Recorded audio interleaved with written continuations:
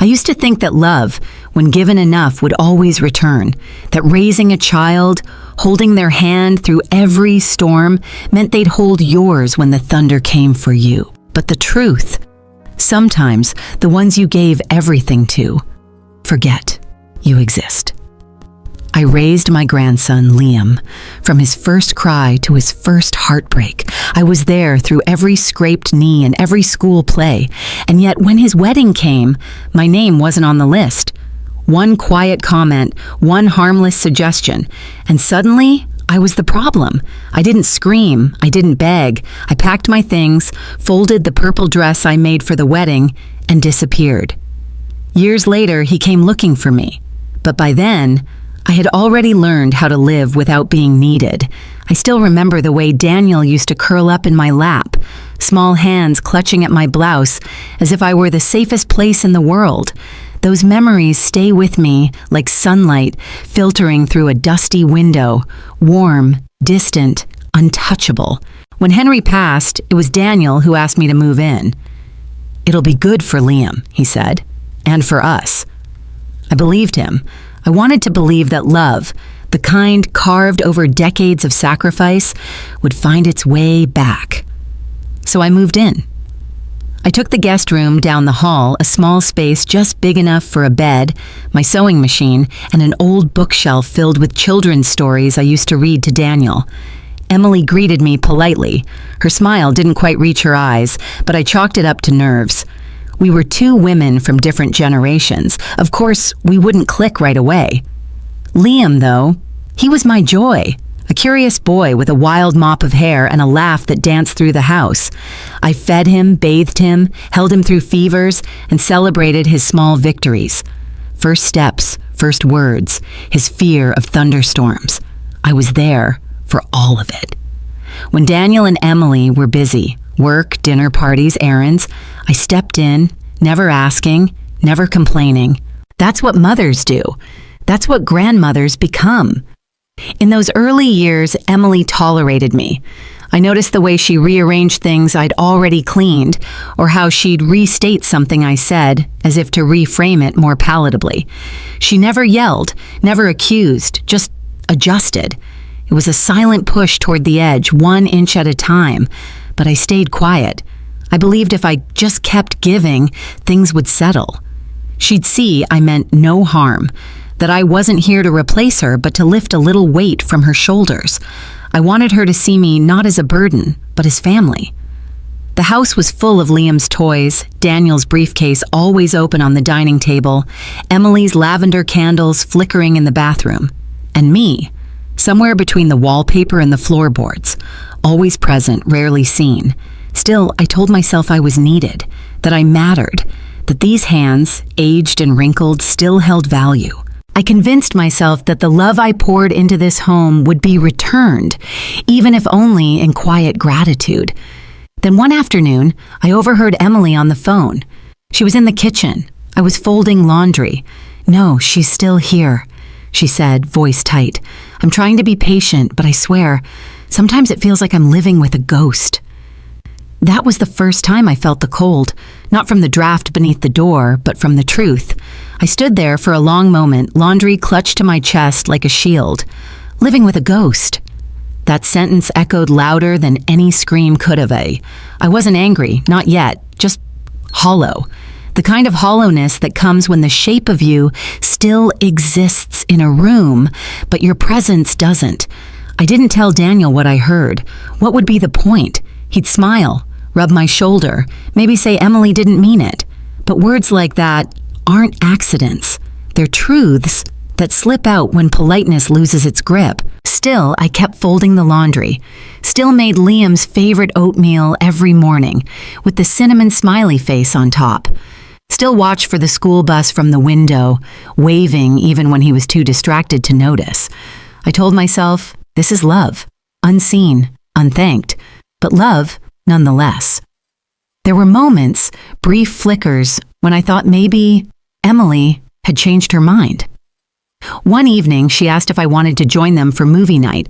I said yes, heart fluttering like a girl at a school dance. I made popcorn. I even brought down the quilt I'd sewn years ago. We all sat together, me on the corner of the couch. Liam leaned against me for the first 15 minutes. I remember the weight of his head on my shoulder, how my breath slowed to match his. Then Daniel gently nudged him toward Emily, whispering something I couldn't hear. And just like that, he shifted. The warmth left. After the movie, I gathered the bowls, washed them quietly, and went to bed. That night, I pulled out the baby blanket I'd kept from Daniel's first birthday. The edges were frayed, the colors faded. But the stitches, those were mine. Made with the same fingers that now turned stiff in the winter, the same fingers that had tied shoelaces, wiped noses, signed permission slips. I used to think that love was a boomerang. What you throw out would come back. But maybe, for some of us, love is a letter never mailed, a song sung behind closed doors, a gift given without occasion or return. Emily's words haunted me for days, not because they were cruel, but because they confirmed something I had long feared. I was not seen as part of the home, but as an inconvenience too polite to discard. Still, I woke the next morning and made the oatmeal again, with the cinnamon smiley, because ghosts, I suppose, still remember how to love. I began to keep more to myself after that, not out of resentment, but out of instinct. The way a deer steps quieter after hearing a twig snap in the woods, you learn slowly how to become less. How to take up less air, make less noise, leave no footprints on the floor you mopped. Daniel never asked if something was wrong. In fairness, I didn't give him reason to. I smiled when I needed to, offered help when asked, and made sure not to interrupt when they were talking about grown-up things, as Emily once phrased it while discussing Liam's school plans. I found solace in the small things, a book left half-finished that I could pick up. The sound of Liam's laughter, even if it wasn't directed at me. The late-night hum of the dishwasher when everyone else had gone to bed. There's comfort in repetition, even if it doesn't see you back. Liam was growing fast, taller, louder, more distant. Not in cruelty, just in life. Teenagers don't mean to forget. They just don't know how not to. Still, he'd kiss my cheek before school some mornings. He'd ask for my ginger cookies when Emily wasn't home. I cherished those moments, folded them carefully like linens I'd one day pass down. One Saturday, Liam brought home a handmade card. "We had to write about someone who takes care of us," he said. Inside, he'd drawn me with my gray bun and apron, holding a tray of cookies. "My grandma helps raise me," the card read. "She makes the house smell like cinnamon and safety." I held that card long after he left the room, tears slipping into the corners of a smile I hadn't felt in months. For a while, that card became my anchor. I pinned it beside my sewing table, right under the small cross-stitch that said, "Love never returns empty." I stitched that one during Daniel's toddler years, when money was tight but laughter was loud. But as Liam got older, the house changed. Movie nights disappeared. Dinners became separate. Emily's tone sharpened even when she said nothing at all. There were fewer smiles, fewer cinnamon requests, and more closed doors. And slowly, I realized that a house filled with the people you love can still be a very lonely place. It was autumn when I noticed my world beginning to shrink. Not suddenly, like a slammed door, but gradually, like a room whose walls inched closer when you weren't looking. I no longer heard, "Can you watch Liam for an hour?" or "Would you like to join us for dinner?" The house became full of schedules I wasn't part of, events I learned about too late, and silences that lasted longer than they used to. I busied myself with the small joys, tending the little herb pots on the windowsill, organizing old photo albums, writing letters I never sent. The letters were to Henry, mostly. I'd write, "You'd be proud of Liam," or "Emily made lemon chicken again, still too dry." Sometimes I wrote nothing but his name over and over, just to remember what my handwriting looked like when it was filled with love. Daniel came home later and later.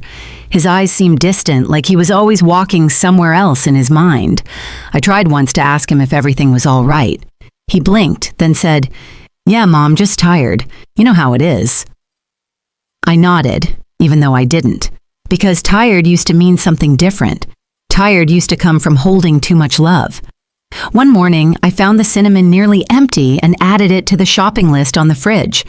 That evening, it had been crossed out in Emily's handwriting. Just a line.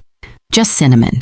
But it stayed with me like a small paper cut you forget about until lemon juice finds it. The next Sunday, I stayed upstairs while they had brunch. I told myself it was to read. I even opened the book, but I didn't turn a single page. I listened. To forks clinking, to Liam laughing, to Emily and Daniel speaking softly, comfortably. I wasn't angry, I wasn't jealous, but something inside me dimmed. I suppose the hardest part about feeling invisible is realizing how easily people adapt to your absence. No one came looking upstairs. No one asked, "Where's Mom?" No plate was wrapped. No footsteps creaked the stairs. I sat there on the edge of my bed, hands folded in my lap like I was waiting for something, someone, to call me back into their lives. No one did. That night, I took down the card Liam made, not because I stopped loving it, but because it hurt more to look at it than to remember it. It began with a dinner invitation. Simple, ordinary. Emily had made roasted chicken her usual Sunday dish. Daniel poured wine, the good kind they usually saved for holidays. Liam was home from school that weekend, and I thought maybe things were returning to the way they used to be. I ironed a blouse, brushed my hair back, and even put on the pearl earrings Henry gave me on our 30th anniversary. I sat at the table, hopeful. At first, it was pleasant. Liam talked about college, about a girl he was seeing, Sophie or maybe Sylvia. Daniel asked him questions. Emily laughed. I added a comment here and there. "Sounds like she's smart," I said. "Reminds me of your mother when she was in school." Emily stiffened. I should have stopped there, but I didn't. When the conversation shifted to the wedding, how they were looking at venues, how expensive flowers had become, I gently offered, "You know, sometimes simpler is better. Maybe keep it intimate and save that money for a down payment on a house. Start with something solid." The table went quiet. Not long, just a second or two, but silence can be sharp, like a blade just barely grazing skin. Emily smiled, tight, practiced. "That's a nice thought, Margaret," she said. Her voice was polite, but her eyes had already closed the door. Liam looked down at his plate. Daniel cleared his throat. "We'll figure it out," he said. After that, I wasn't sure if I was still welcome at the table, even though I physically sat there. The rest of the meal was quiet on my end. I listened more than I spoke. I laughed when it felt right, nodded when I should have, but something had shifted. A line had been crossed, and I didn't even know it was there. Later that evening, I went into the kitchen to help with the dishes. Emily was already scrubbing a pan. I reached for a towel, but she stopped me. "It's okay," she said, her back still to me. "I've got it." I hesitated, then nodded. "All right," I said softly. That night, I lay in bed and stared at the ceiling. The air in the house felt thicker, like something had been said, unspoken but clear, and we all knew it. I wasn't part of the plan. I wasn't meant to speak. And deep down, I started to wonder if I was still meant to stay. In the days that followed, I noticed the shift more clearly. It was in the small things, places I used to be invited, now quietly closed off. Emily stopped knocking on my door to ask if I wanted tea. Daniel left for work earlier and came home later, often skipping dinner. Liam still waved when he passed by my room, but his visits grew shorter, like he didn't want to get caught between something he didn't understand. The house felt colder, not in temperature, but in tone. The warmth that once pulsed through our routines, Sunday pancakes, crossword puzzles left on the kitchen table, soft classical music in the evenings, was gone. One night, I came downstairs and found the dining table set for 3. Candles lit, Emily plating food with delicate precision. I paused in the hallway, unsure. No one had told me about dinner plans. Daniel saw me and said, "Oh, hey, Mom, we thought you might be resting." I wasn't invited. I smiled. "I just came down for a glass of water." Emily nodded, never looking up. "There's chamomile tea if you'd like, in the cabinet." So I poured myself a cup and sat quietly at the kitchen counter while the three of them ate at the table. Their conversation floated over: wedding venues, floral arrangements, color palettes. My name was never mentioned. My presence wasn't questioned. Afterward, I washed my cup, dried it, and returned to my room. No one said goodnight. The next morning, the wedding binder Emily kept on the coffee table was left open. I don't know if it was intentional. Maybe she forgot to close it. Or maybe she didn't. I glanced at the open page, guest list drafts. My eyes scanned down the column of names. College friends, co-workers, extended family, but not me. I told myself it was just a rough draft, that my name had simply not been added yet. But even a draft reveals intent. You don't forget to include your child's grandmother unless forgetting her has become a habit. That night, I didn't sleep much. I stared at the shadows on my ceiling, wondering when I had become optional. When did love turn into something you edit out to make space for better lighting? And worse, why did I let it? The next week, a new silence bloomed between us, thicker, more deliberate. I still made breakfast most mornings, but the plates I left on the counter were no longer touched. Once, I found them in the sink, still full. I stopped cooking after that. Instead, I walked more. Around the neighborhood, through the park, past houses with chipping paint and swing sets long abandoned. I passed mothers pushing strollers, couples arguing quietly, teenagers smoking behind hedges. Life continued, ordinary and oblivious. But the wind had started to carry a chill. Autumn was settling in, and so was something else. Liam came home from college one weekend. He was taller now, broader in the shoulders, his voice deeper, more confident. He hugged me at the door, brief but warm. "I've missed you, Grandma," he said. I smiled and held him tighter than I should have. "I missed you more." We talked in the kitchen for a while, about his classes, his part-time job at the campus bookstore, a professor who reminded him of Daniel. I soaked in every detail like sunlight after a storm. For a moment, I felt like myself again, not invisible, not in the way. But when Emily walked in, the temperature dropped. Her smile was tight, her tone clipped. "Liam, can I talk to you about the seating chart?" He gave me a small look, half apology, half resignation, and followed her into the living room. I stayed behind, listening. Not intentionally. Their voices weren't raised, but the house was too quiet for secrets. "She's starting to interfere again," Emily said. "She's not interfering," Liam replied, softer. "She's just present. It's our wedding," she insisted, "and I don't want her there making comments or—" The rest faded into whispers. I retreated to my room before they finished. My hands trembled as I reached for my sewing box. I needed something to do, something steady. My fingers found the fabric I had bought months earlier, a soft lavender satin. I had planned to make a dress for the wedding, a small way to feel beautiful, to feel part of it. Now I unfolded it without purpose, just to feel its weight. It was then that I began to wonder, if love demands your silence, your absence, your erasure, was it ever really love at all? A few days after Liam returned to campus, the wedding preparations grew louder. Boxes arrived daily, favors, custom signage, imported linens. Emily flitted between tasks like a general preparing for battle. Daniel followed her lead, quieter than usual, but not absent. And I, like a shadow in the hallway, drifted past it all. Then one morning, I found the trash bin in the kitchen unusually full. At the top of the pile sat a torn envelope, ivory with a golden wax seal. It looked familiar. I pulled it out, my fingers brushing the jagged edge. Inside was a wedding invitation, creased, smudged, and addressed to me. The handwriting was Liam's. I stood frozen, the trash bag swinging gently from the motion. The envelope had been opened. The invitation, read, then discarded. My name had been written, acknowledged, and then quite literally thrown away. I felt the sting long before the tears came. Not just at the act, but at what it confirmed. Liam had wanted me there. He had tried. And someone, likely Emily, had decided otherwise. She hadn't argued, she hadn't confronted, she'd simply erased. Later that day, I saw Emily in the foyer with Daniel. Her voice was low but urgent. "She's going to ruin it," she said. "With her presence, that sad energy she carries.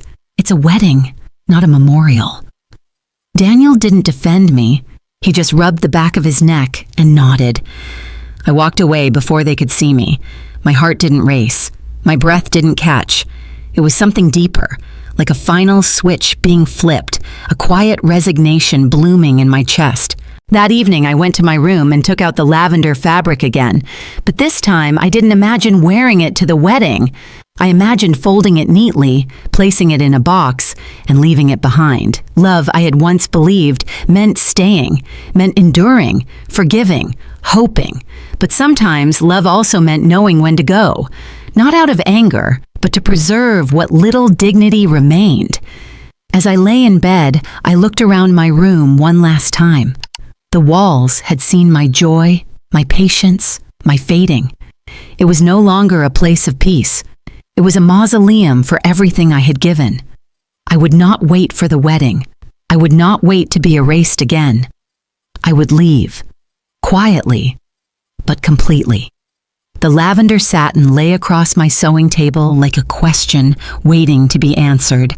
For weeks, I had imagined myself walking into the ceremony with grace, dignity, wearing a dress stitched with the same hands that had once buttoned Liam's baby coats.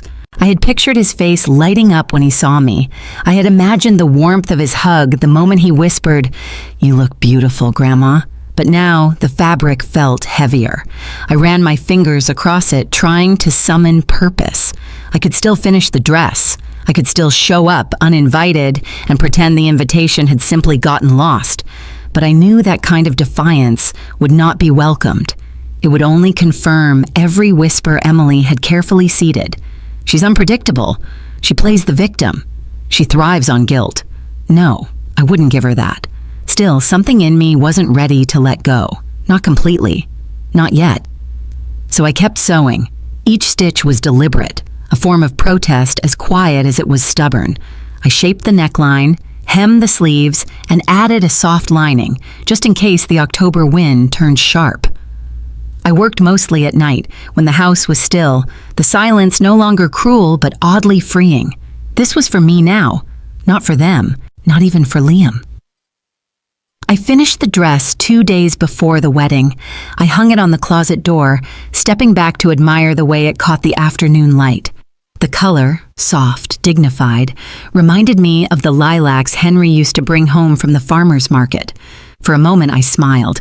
Then I reached for the small lavender sachet I had tucked in my drawer and slipped it inside the dress lining, a secret no one would know but me. The next morning, I made a simple breakfast: tea, toast, one soft-boiled egg. No one joined me at the table, but that was expected now. As I washed the dishes, I heard footsteps behind me. It was Liam. He looked tired, older than his years. "Morning," he said. "Morning," I replied, drying my hands. He stood in the doorway a moment too long, like he wanted to say something. Then he glanced at the dress hanging in my room. His eyes lingered. "That new?" I nodded. "I thought it might be nice to wear something special." He opened his mouth, then closed it again. Finally, he said, "It's beautiful." Then added softly, "You always make things beautiful." And just like that, the thread holding me together frayed, but I didn't cry. Not yet. The night before the wedding, I couldn't sleep. I lay in bed with the lamp off, the lavender dress still hanging on the closet door, like a silent witness to everything unspoken. I stared at it, wondering whether it would ever be worn, whether it was made for a moment that didn't belong to me anymore.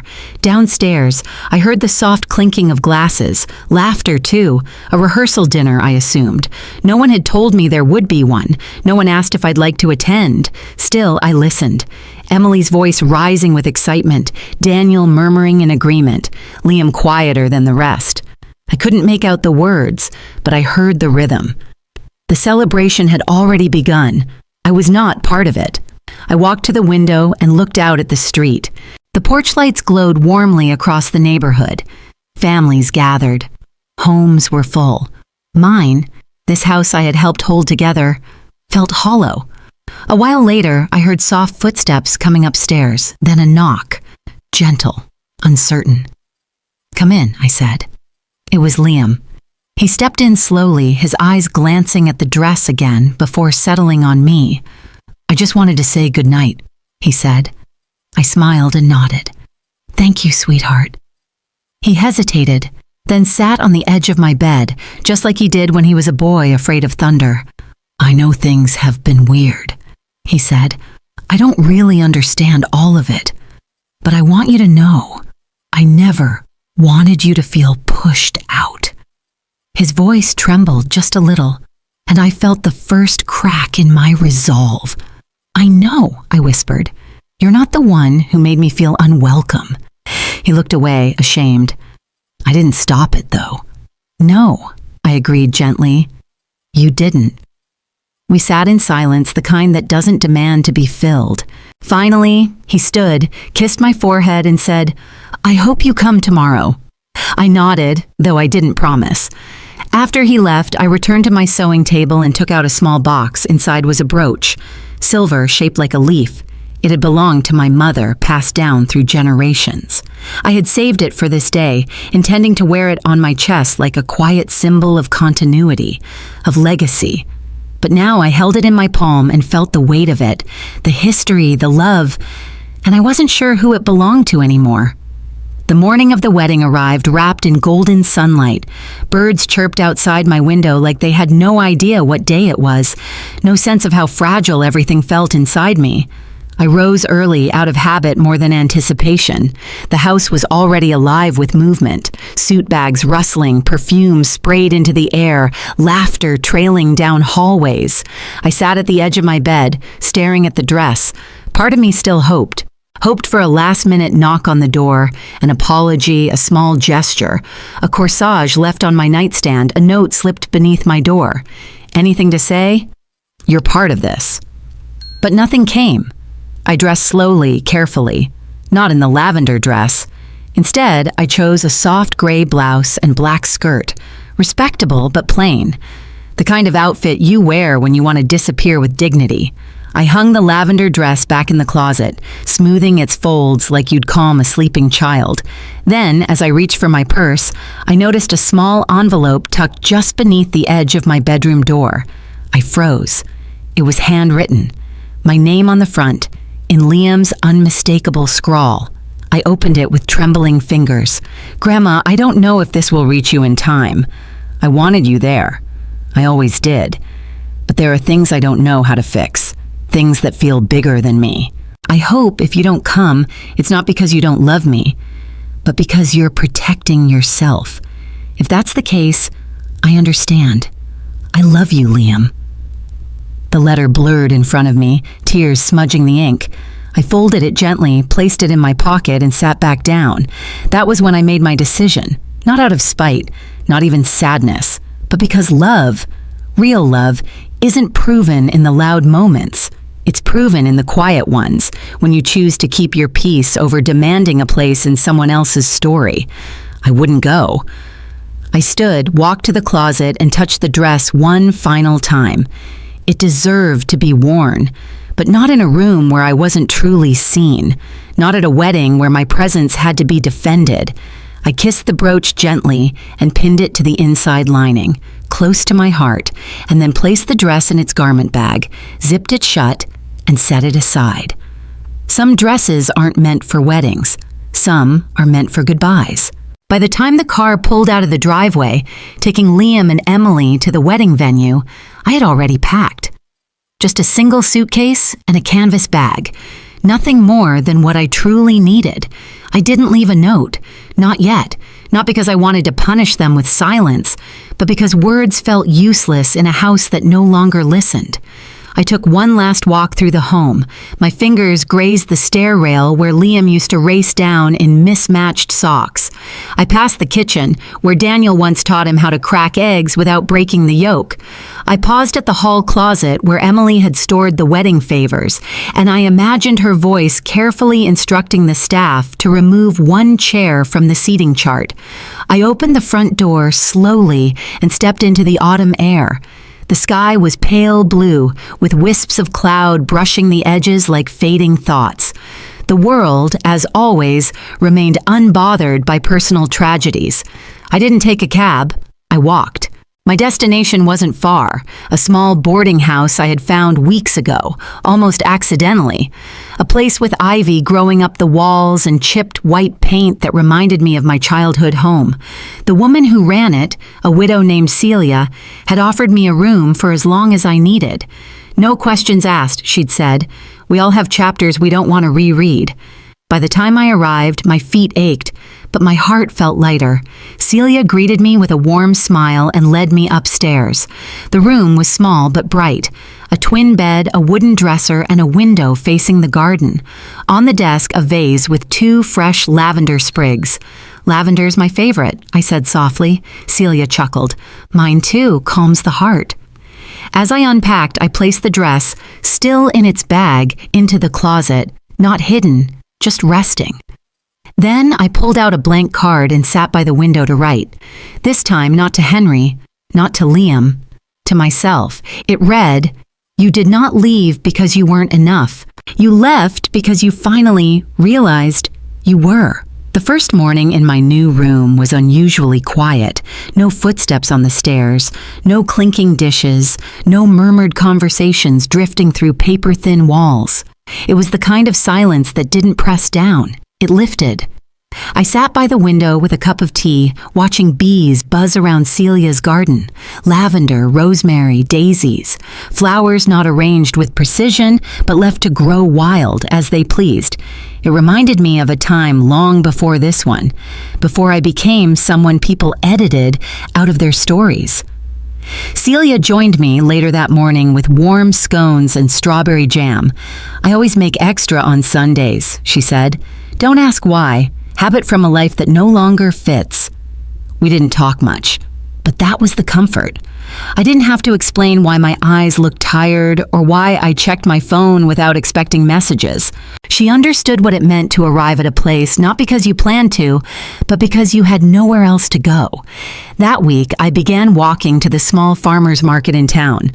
I bought lemons and honey, a bit of lavender too, because old habits die gently. I started baking again, small batches, leaving them in the boarding house kitchen with no name attached. By the 3rd batch, the other tenants began leaving thank you notes, folded simply and tucked under my door. One note read, "Your lemon shortbread tastes like memory." Another said, "Whoever you are, please don't stop baking." And somehow, those words felt more sincere than all the things I had heard in my own home. Celia caught me in the kitchen one evening and said, "You know, we have a little booth at the Saturday market. It's mostly crafts and jams, but I think people would pay good money for those shortbread cookies." I hesitated. "I haven't sold anything since I was a girl." "Then maybe it's time to start again." The thought lingered like a melody I hadn't heard in years. Me, starting something new at 67. Not for a child, not for a family, but for me. That night, I lay in bed and thought about the lavender dress still hanging in my closet. Not with grief, but with peace. It had been made for a moment of recognition that never came. But maybe now, it could be something else entirely. Not a symbol of rejection, a symbol of rebirth. By the 2nd week, I'd set up a small table at the Saturday market. Nothing grand, just a cloth-covered surface, a few jars of lemon curd, and neatly stacked shortbread cookies tied with twine. I didn't use my full name. Just a hand-lettered sign that read, M. Whitmore, Bakes from the Heart. The first sale came from a boy no older than 10. He bit into a cookie and smiled so wide I thought his cheeks would burst. "Tastes like something my Nana used to make," he said. That smile carried me through the rest of the day. People came and went, some returning the next week with friends in tow. Celia stopped by with tea and insisted on rearranging my table for visual flow. I let her. It was the kind of help that felt warm, not invasive. For once, I was part of something where my presence added instead of subtracted. Each evening, I returned to my room with tired feet and a full heart. I'd write in my notebook, not letters now, but ideas, new flavors, possible names for future treats. I began sketching a small logo, nothing fancy, just a sprig of lavender tucked into a heart. It felt right. But even as I built this new rhythm, echoes of the past lingered. One afternoon, while sorting through old sewing patterns, I found a photo tucked between the pages. It was of Daniel, maybe 10 years old, sitting on Henry's lap with me beside them. We were laughing, genuinely, effortlessly. My hands froze on the paper, the weight of that forgotten happiness hitting like a wave. That night, I took out the lavender dress once more, not to wear, to mend. It had wrinkled in storage. A seam near the hem had loosened. I worked slowly, carefully, needle moving with practiced grace. But this time, I wasn't stitching for a wedding or for a place I hoped to be seen. I was repairing something that had come from love, and love alone. When I finished, I draped it across the back of a chair, no longer a relic, just a dress, mine.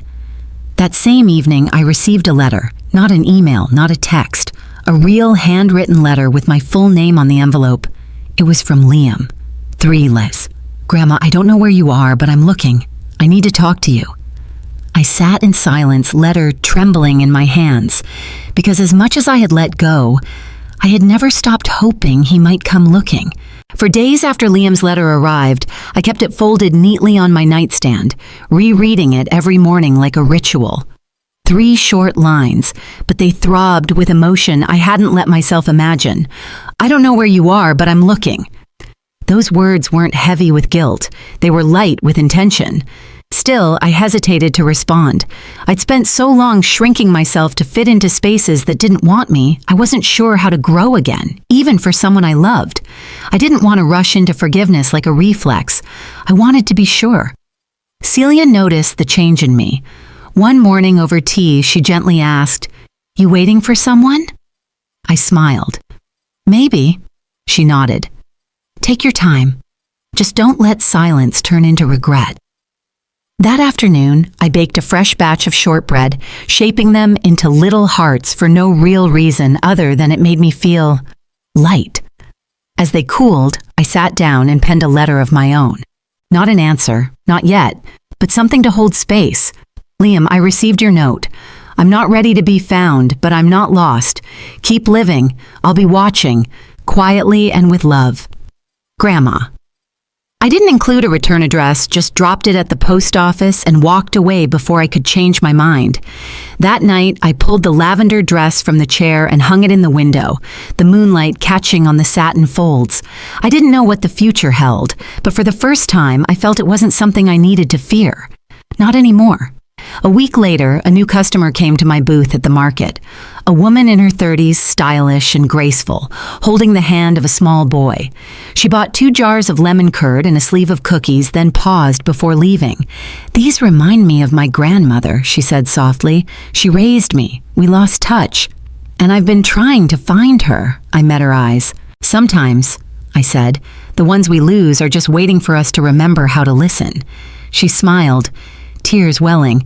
"I hope so." After they left, I stood still for a moment. Something in that exchange cracked open a part of me I carefully sealed. I closed the booth early that day, walked home slower than usual. That night, I dreamed of Liam as a child, his little arms around my neck, his breath soft against my cheek. But this time, when I turned to speak, he didn't vanish. He listened. The next letter came in late November, its envelope slightly smudged by rain but unmistakably addressed in Liam's handwriting.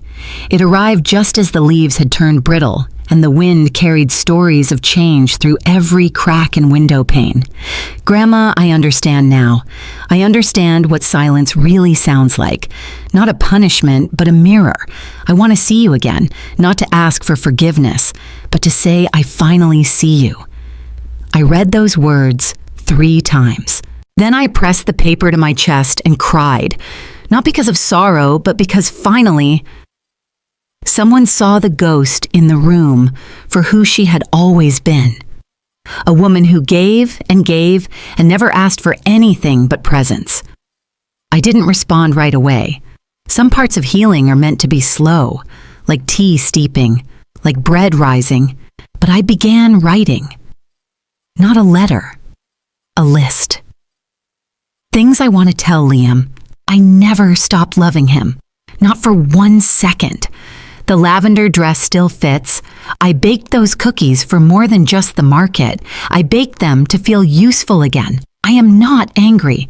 I just needed space to remember who I was before I became invisible. I folded the list, placed it in a small tin box with a photo of him as a baby taped to the lid, and left it on my dresser. One day when I'm ready, I'll give it to him. Celia, ever intuitive, noticed the softness in my expression one morning. "You writing again?" "Yes," I said. "Not just for me this time." She smiled. "That's how you know you're healing, when the words become bridges again." That Saturday, I brought the lavender dress with me to the market. I didn't wear it. I simply hung it behind my booth, like a flag. A story unspoken but present. Several people asked about it. "It's beautiful," one woman said. "It was made for a new beginning," I answered, surprising even myself. As the sun dipped behind the rooftops, casting a warm blush over the square, I saw a figure at the edge of the crowd. Taller now, hair a little longer, holding something in his hand. Liam. He didn't wave. He didn't call out. He just waited. And I knew this story wasn't finished. It was just turning a new page. He stood there for a long time just beyond the booths and autumn decorations, hands tucked into his coat pockets, like a boy unsure if he was welcome. The same boy I had raised, now grown into a man, still searching, still hopeful. I didn't rush to him. I finished wrapping a cookie order, smiled at a regular customer, and then turned. We locked eyes. And in that moment, everything between us, the years, the silence, the unspoken pain, melted into something simpler. Recognition. He took slow steps toward me, careful like one approaching a sleeping animal. When he reached the booth, he looked at the lavender dress hanging behind me. "You brought it," he said. "I made it," I replied. He nodded, emotion rising in his throat. "I'm sorry. I didn't fight harder." "I know," I said. "But you came. That matters." Liam glanced around, unsure. "Can we talk?" I stepped from behind the table, untied my apron, and gestured to the bench under a tree nearby. We sat in silence at first, the kind that's neither awkward nor empty, the kind that holds space. "I didn't understand what was happening," he finally said. "Back then, I thought love was just being there." "Sometimes being there isn't enough," I whispered. "Sometimes love has to be loud, defiant, willing to risk comfort for truth." He looked down. "I let them shut you out." I placed my hand over his. "And still, you came looking." He took a shaky breath. "Emily and we're not together anymore." I blinked, surprised. I didn't know. "She said I changed. I think I just stopped agreeing to forget the people who mattered." Tears pricked the corners of my eyes, but I didn't let them fall. I had cried too many times alone. This moment was about presence, not pain. He reached into his coat and pulled out a small photo, creased and soft at the edges. It was the one I'd taped to the tin box on my dresser. "You found it," I whispered. "I visited Celia," he said. "She told me you were finally learning how to live for yourself." I laughed gently. "That's true." We sat there, autumn wind swirling leaves around our feet, the market closing behind us. He didn't ask to stay. I didn't invite him. But when he leaned into my shoulder just slightly, I let him. Because love, I had learned, doesn't always come with invitations. Sometimes it just shows up, quiet, trembling, and ready to begin again. The next few days passed gently, like the first breeze after a long storm. Liam didn't move in, didn't make grand declarations, but he came to the market every morning. Sometimes he helped me set up the booth, other times he just sat nearby with a coffee in hand, quietly watching the people who had become part of my new world. We didn't talk about Emily, not much. He mentioned how things had slowly fractured, how the silence between them grew too loud to ignore. "She needed someone who fit her picture," he said one morning, and I started questioning the frame. I didn't press further. I didn't need to. He wasn't here for pity or repair. He was here to be present. Celia was delighted, of course. "Told you," she winked one afternoon. The ones worth loving always find their way back. That evening, Liam and I sat in the garden behind the boarding house, the air crisp with the promise of winter. The lavender dress hung on a line nearby, freshly aired and glowing in the dusky light. "I want to ask you something," he said, his voice soft but clear. "Go on. Would you come back for the holidays? Stay with me? Just for a bit. I know I don't deserve that much, but you don't have to deserve it," I interrupted gently. "You only have to mean it." He nodded. "I do." I looked at the dress, its soft folds catching the wind like sails on a ship returning home. "I'll come," I said. But not as someone waiting for a seat at the table. I'll come as myself. The woman who bakes cookies and wears lavender. The woman who raised you, not for credit, but for love. He smiled, eyes wet. "That's all I want." Later that night, I pulled out my notebook and wrote a new list. Not for Liam this time, but for me. Things I've reclaimed. My voice, my purpose, my name, my peace, my future. Somewhere between the folding of dresses and the unfolding of hearts, I had become someone whole again. Not because they had asked me back, but because I had finally remembered I never needed permission to matter. A week later, I found myself packing again, but this time with intention. Not an escape, not a retreat, just a visit, a season, a choice. I folded the lavender dress carefully, wrapping it in tissue paper, not because I planned to wear it right away, but because I wanted it with me. It was part of my story now, a symbol of what I'd reclaimed. Liam arrived with his car just before sunrise. The street was still quiet, painted in soft gold. He stepped out, not rushing, just steady. He carried my bag without asking, loaded it gently, then turned to me. "You ready?" I nodded. "I think I've been ready for a while." The drive was quiet, but warm. We passed open fields, trees shedding the last of their color, and little towns waking up for the day. Liam pointed out a bakery he loved as a kid, a park where he once scraped his knee. I listened, letting his words wash over me like a lullaby from years I thought were lost. His apartment was modest, sunlit, and filled with books. Photos of our family lined the shelves, ones I hadn't seen in years. Me holding baby Liam, Henry building a birdhouse, Daniel in his Little League uniform, awkward and proud. I stood in the living room, stunned. "You kept these?" Liam nodded. "They're where I come from." Later that day, he made us tea. He burned the toast and laughed like he was 12 again. I sat at his kitchen table and felt something I hadn't in a long time. Welcome. We didn't talk about Daniel. We didn't talk about the wedding. We didn't need to. This wasn't about stitching up the past. It was about standing in the present together. That evening, we watched an old movie, the kind with black and white kisses and soft jazz in the background. Liam fell asleep halfway through, his head resting on the armrest like when he was little. I didn't move. I sat there, watching him breathe, the flicker of the television casting shadows across the lavender fabric folded beside me. And I realized something. I didn't need to be part of their picture anymore, because I had painted a life of my own, and now they were stepping into mine, not the other way around. The next morning, sunlight poured through the blinds in soft stripes across the living room rug. Liam stirred on the couch, rubbing his eyes and smiling sheepishly when he realized he'd fallen asleep during the movie.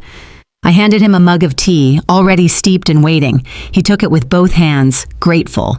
"Thanks, Grandma." "Of course," I replied. There was no awkwardness, no heavy conversation about the past, just shared warmth between two people who had been apart for too long. I didn't need an apology every day. What I needed, what I had now, was presence. Later that week, we went grocery shopping together, navigating the aisles like a team.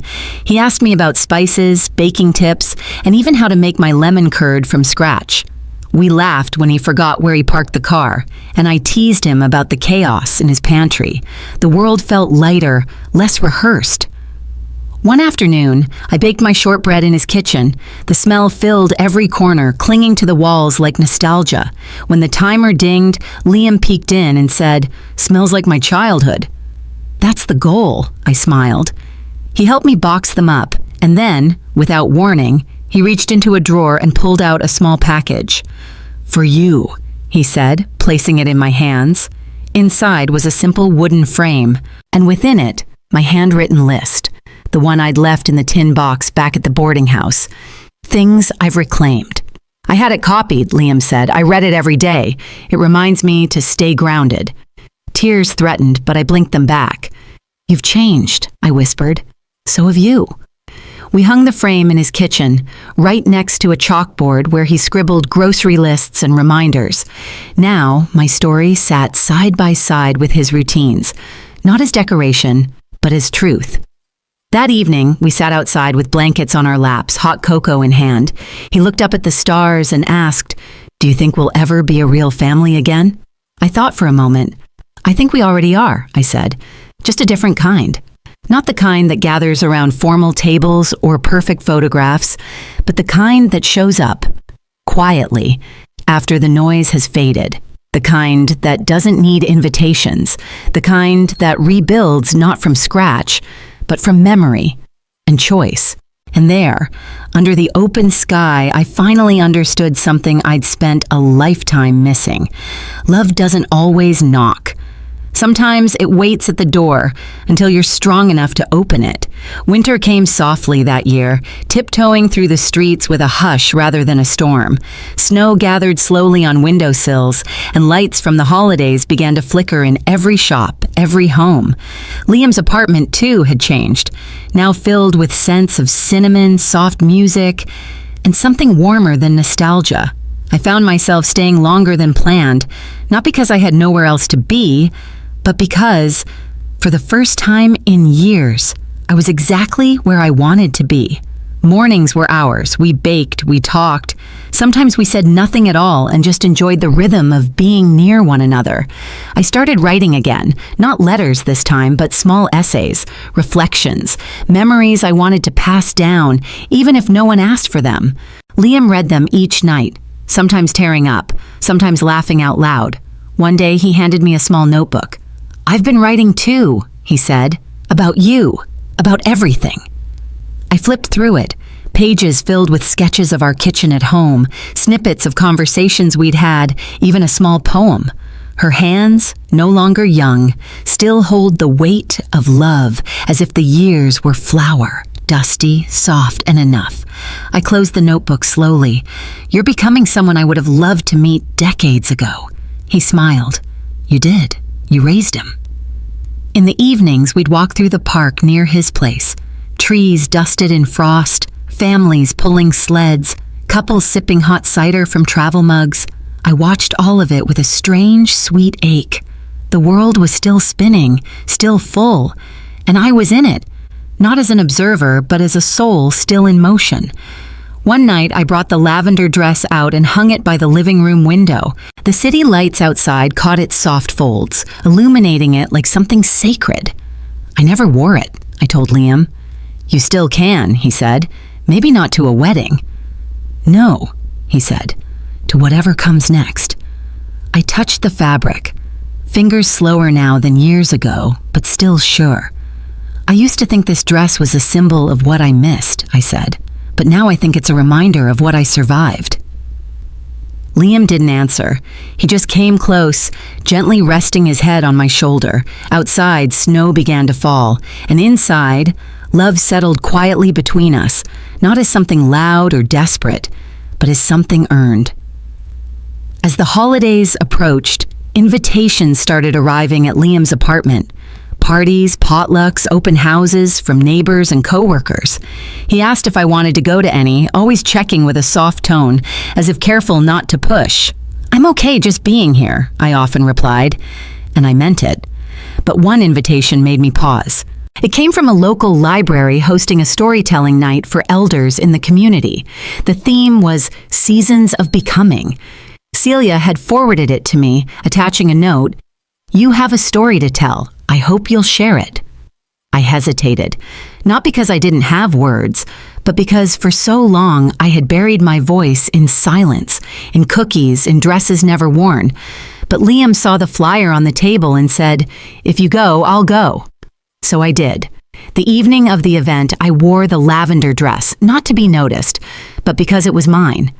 When I walked into the library, heads turned, not out of judgment or curiosity, but something gentler. Recognition, maybe, that this wasn't a costume, it was a testimony. I took the stage with shaking hands. The microphone felt cold and too close, but when I looked at Liam, seated in the front row, notebook in his lap, I steadied, and I began. I once made a dress for a wedding I wasn't invited to. There was a hush. I stitched it with love, not bitterness, but I never wore it, because I thought love meant being welcomed. My voice didn't waver, not once, but now I know.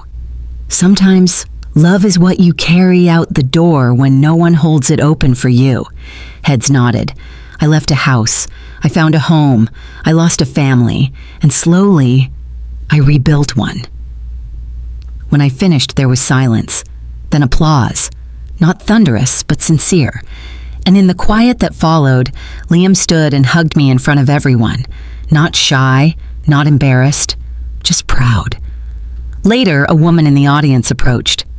"I lost my son to silence," she said. "You gave me hope that one day he'll knock." I held her hand. "Leave the porch light on." That night, Liam and I walked home slowly through snow. He carried my coat over his arm, insisting I show off the dress a little longer. "Grandma," he said suddenly, "do you ever feel young again?" I looked at him, heart full. "Yes," I said. "Every time I remember, I'm not done living." In the weeks after the library event, my life shifted in small, radiant ways. Strangers from the audience found me at the market booth. Some just nodded silently with teary eyes. Others came with baked goods of their own, cookies, pies, banana bread, offered in tribute, not competition. One elderly man handed me a folded note and said, "You reminded me that it's never too late to make peace with someone who left." I watched him walk away slowly, shoulders lighter than when he arrived. Each interaction stitched a new thread into the fabric of my healing, and Liam, always nearby, watched quietly, sometimes proudly, always protectively. He wasn't just present, he was engaged. He started volunteering at a local shelter, teaching kids how to build things with their hands. "Feels good to make something that stays," he said one night. I knew what he meant.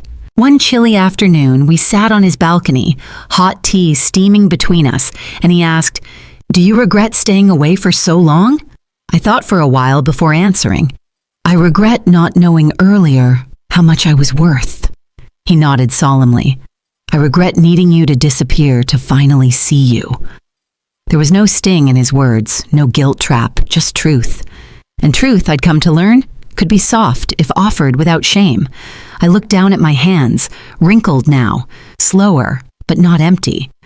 "I used to think my best years were behind me," I said. "But now, I think they're simply changing shape." That evening, I received a letter from Daniel, unexpected, carefully written.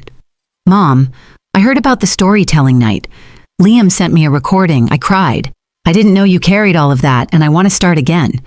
If you'll let me." I folded the letter gently and placed it in the lavender dress's garment bag, next to the brooch, next to Liam's first note. Not as an answer, but as a reminder that love doesn't always show up on time, but it can still be welcomed at the door. Later that night, Liam brought out a box of ornaments. "Let's decorate the tree," he said. As we hung lights and memories on the branches, he found a tiny ornament shaped like a thimble. "Did you make this?" he asked. "Yes," I said, smiling, back when I still believed thread could fix anything. "And now?" "Now," I said, placing the ornament carefully, "I believe love can." On Christmas morning, I woke up to the smell of cinnamon and oranges. Liam was already in the kitchen, humming an off-key version of Silent Night, his hair tousled, his sleeves rolled up. There was something deeply ordinary about the moment, and in that ordinariness, something sacred. He turned and grinned. "You taught me well," I chuckled. "If the kitchen's not a mess, you're not doing it right." We ate breakfast together, just the two of us. No drama, No forced celebration, just pancakes, hot tea, and warmth that didn't require words. At one point, he reached across the table and handed me a small box wrapped in simple brown paper. "I found this at a secondhand bookstore," he said. "Thought it might be yours." Inside was a worn copy of a sewing manual I had once owned and long since forgotten. My name was written faintly in pencil on the inside cover. I hadn't seen it in over 30 years. "I remember this," I whispered. "It found its way back, Yasiak," he said. Later that day, we took a walk through the quiet, snow-covered park. Children played in the distance, building crooked snowmen, their laughter echoing through the cold. I watched them, and for the first time in a long while, I didn't feel like I was watching life happen without me. As we sat on a bench, bundled in scarves and shared silence, Liam turned to me. "Do you ever wish you could go back?" he asked. "To the beginning?" I smiled gently. "No, because if I went back, I might never have ended up here. And here is where I finally feel whole." He nodded. "I'm glad you stayed." "Me too." Before we left, he took a picture of me beneath a tree, the snow gently falling around me, the lavender dress peeking from beneath my coat. "You look like you belong to every chapter," he said. And maybe I did, because I wasn't just the woman who once sewed in silence or the grandmother who had quietly disappeared. I was the woman who came back, not to be saved, but to remind them who she had always been. That evening, I sat at my small desk and wrote one final letter. Not to send, not to save, just to write. To the woman I used to be, you did not disappear, you became. And oh, what a beautiful becoming it's been.